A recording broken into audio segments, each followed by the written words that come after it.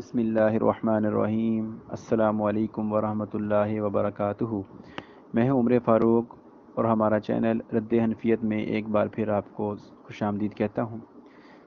اس سے پہلے میں نے 2 ویڈیوز اپلوڈ کی تھی، جن میں سے جو پہلی ویڈیو تھی اس میں چینل کا مقصد و تعارف تھا، اور جو دوسری ویڈیو اپلوڈ کی تھی اس میں یہ بتایا تھا کہ علماء دیوبند ہند نے اسلام کا نبی بدل دیا، اور میں کوشش کروں گا کہ میں دونوں ویڈیوز کے جو لنکس ہیں وہ ڈسکرپشن میں ڈال دوں۔ آج اس موضوع پہ میں بات کرنا چاہتا ہوں، وہ یہ ہے کہ بریلویوں کے نزدیک آدم علیہ السلام کا جو مذہب ہے وہ کیا ہے، اور وہ اپنی کتابوں میں کیا درج کرتے ہیں۔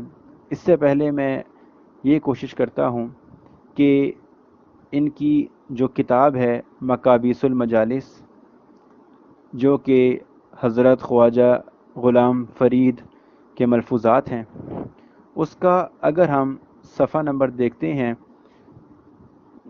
تو اس کے صفحہ نمبر 218 میں یہ کسی نے سوال کیا تھا کہ بت پرستی کیوں حرام ہے، تو اس کا جواب انہوں نے یہ دیا۔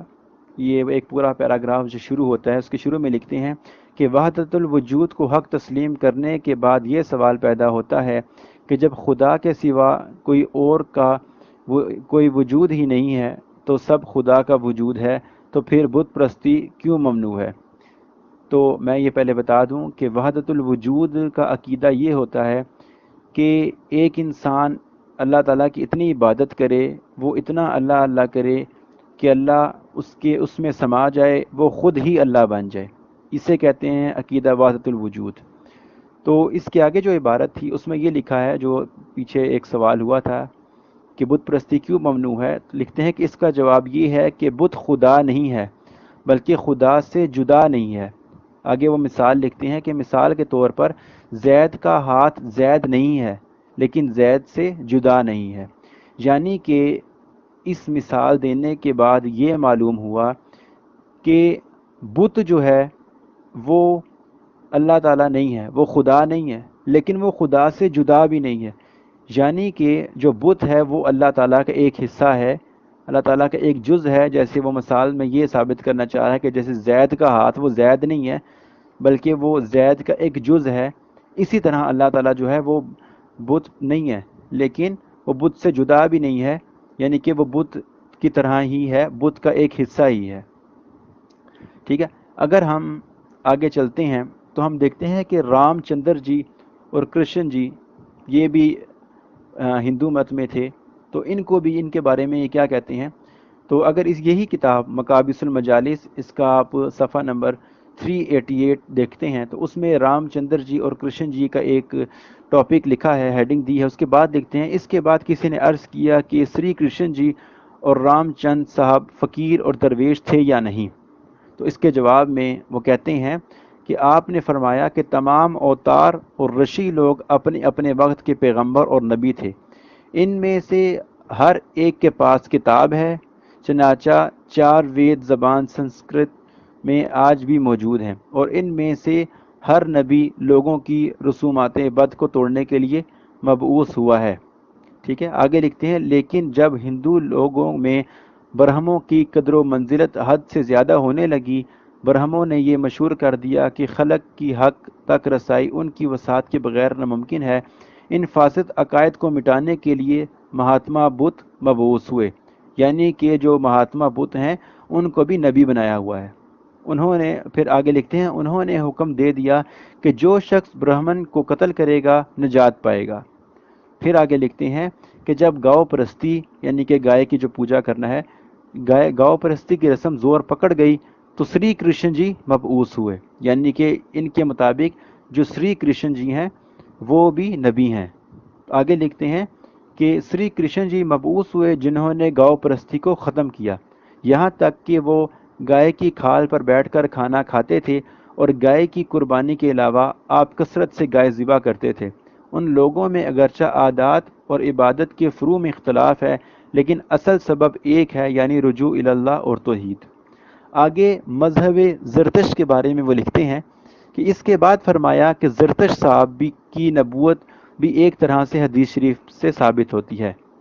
حدیث شریف میں آیا ہے یعنی میری امت کے 73 فرقوں میں بڑھ جائے گی۔ اس کی تفصیل میں لکھتے ہیں کہ ایک روایت کے مطابق مجوس یعنی کہ مجوسی وہ لوگ ہوتے ہیں جو آگ کی پوجا کرتے ہیں، تو ان کے بارے میں لکھتے ہیں کہ یہ مجوسیوں کے بھی 70 فرقے ہوں گے، اور یہ جو زرتش فرقہ ہے یہ مجوسی ہی ہیں۔ کہتے ہیں یہود کے 71، نصارہ کے 72 اور مسلمانوں کے 73 فرقے ہوں گے۔ چونکہ مجوس جو زرتش کی امت ہیں کا ذکر اہل کتاب کے مقابلے میں آیا ہے، اس سے ثابت ہوتا ہے کہ زرتش صاحب بھی اپنے وقت کے نبی و پیغمبر تھے۔ دیکھیں سامعین، اب آپ کو ان کتاب کے حوالے سے اور ان کتاب کی عبارات سے پتہ چل گیا ہوگا کہ یہ لوگ جو زرتش صاحب ہیں ان کو بھی نبی اور پیغمبر کہہ رہے ہیں، اور زرتشی وہ لوگ ہیں جو آگ کی پوجا کرتے ہیں۔ اب ان سے یہ پوچھا جائے کہ کون سا نبی ایسا گزرا ہے جس نے آگ کا کہا ہو کہ جو آگ کی پوجا کرو، یہ کون سا نبی ان کے نزدیک ایسا گزرا ہے؟ آگے ہم اپنے موضوع کی طرف آتے ہیں جس میں آدم علیہ السلام کی بات کی گئی تھی۔ تو اگر آپ اسی کتاب کا صفحہ نمبر 263 دیکھتے ہیں تو اس میں ایک مذہب کے بارے میں لکھا ہے، اس میں ایک ہیڈنگ دی گئی ہے قدیم ترین مذہب کی۔ اس میں لکھتے ہیں اس کے بعد اہل ہنود ہندو کے مذہب کا ذکر ہونے لگا، یعنی کہ ان سے یہ پوچھا گیا تو آپ نے فرمایا کہ ہنود کا مذہب قدیم اور کہنا ہے، اور ہر مذہب اس کے بعد وجود میں آیا ہے، کیونکہ یہ مذہب حضرت آدم علیہ السلام کا ہے، یعنی کہ ان کے نزدیک حضرت آدم علیہ السلام جو تھے وہ بت پرست تھے، یعنی کہ آدم علیہ السلام وہ بتوں کی پوجا کیا کرتے تھے، اور یہ آدم علیہ السلام کو بھی ہندو بنا رہے ہیں۔ اس کے بعد لکھتے ہیں اس کے بعد جو پیغمبر تشریف لائے حق سبحانہ و تعالیٰ کے حکم سے انہوں نے مذہب ہنود سے مخالفت کی اور وہ شریعت نافذ کی جو اس پر نازل ہوئی تھی۔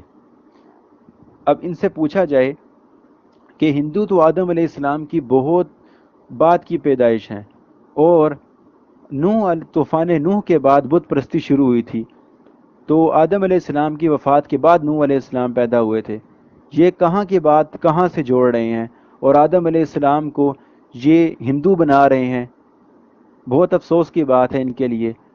اب ان کے علماء سے پوچھا جائے کہ آیا کہ کیا یہ کتاب ان کے نزدیک معتبر ہے یا نہیں؟